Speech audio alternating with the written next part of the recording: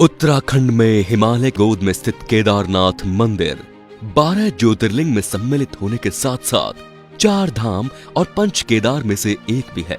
यहाँ के मुश्किल मौसम की वजह से ये मंदिर अप्रैल से नवंबर महीने के बीच ही खुलता है।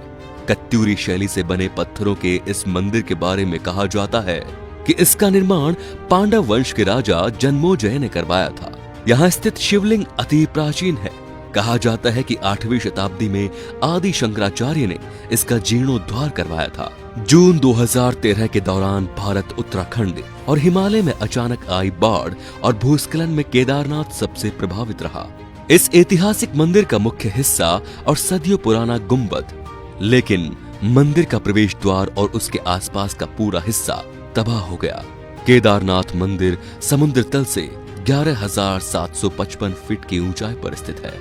और अब जान लेते हैं कि कैसे 200 सालों तक केदारनाथ मंदिर बर्फ में दबा रहा और इसका इस मंदिर पर क्या असर पड़ा।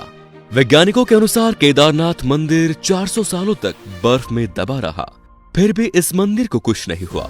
इसीलिए 2013 में आई जल प्रलय के दौरान इस मंदिर के सुरक्षित रह जाने से वैज्ञानिकों को कोई हैरानी नहीं हुई।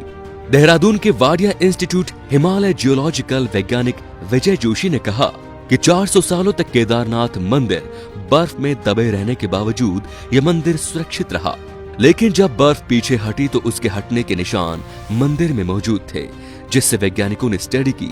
उसी के आधार पर यह पता चला कि यह मंदिर 400 सालों तक बर्फ में दबा रहा होगा।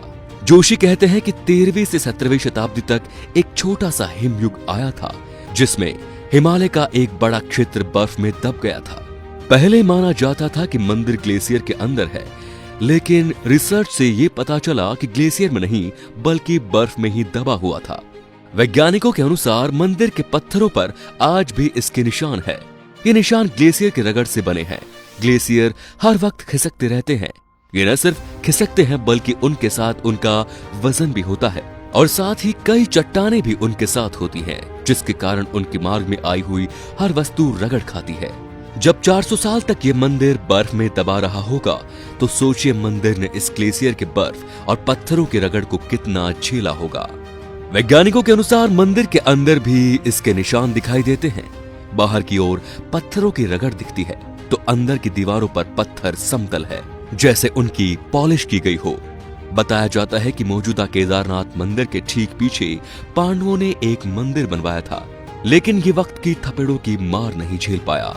वैसे गढ़वाल विकास निगम के अनुसार भी मौजूदा मंदिर का निर्माण 8वीं शताब्दी में आदि शंकराचार्य ने करवाया था, यानी छोटे हिमयुग के दौरान, जो कि 13वीं शताब्दी में शुरू हुआ था। उससे पहले ही ये मंदिर बन चुका था। वाडिया इंस्टीट्यूट के वैज्ञानिकों ने केदारनाथ इलाके की लाइकोमेट्री टेंडिंग भी की। इस तकनीक से शैवाल और उसके कवक को मिलाकर उनके समय का अनुमान लगाया जाता है।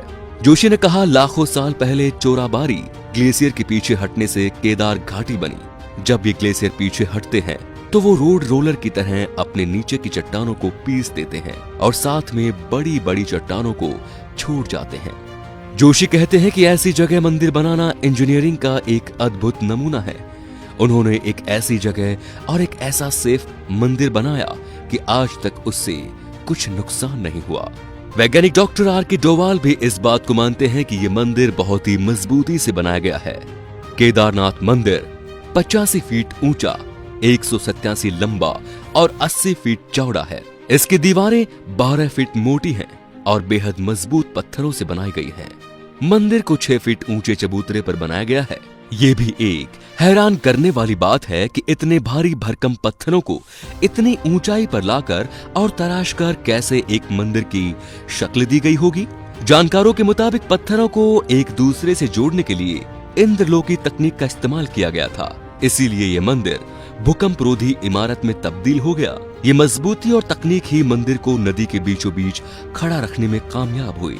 तो दोस्तों, ये भोलेनाथ का चमत्कार ही है कि आज भी ये मंदिर ज्यों का त्यों खड़ा है और इसको कुछ असर नहीं हुआ।